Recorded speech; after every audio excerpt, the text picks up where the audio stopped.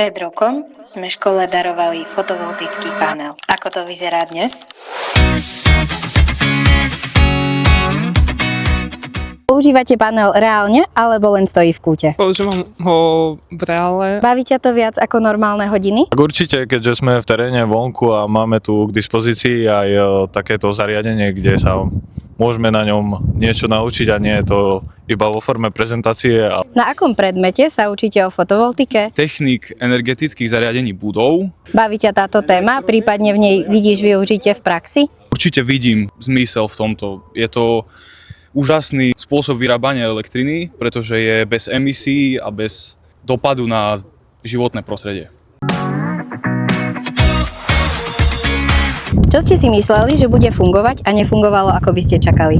Ja si myslím, že to funguje tak, ako sme očakávali, ale niekedy nám to trošku zlyhá vplyvom slnečného žiarenia a nestíhame to dobíjať.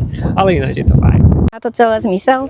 Za mňa určite, ja cítim, že toto má hlboký zmysel. Určite áno. Som 100% presvedčený, že áno.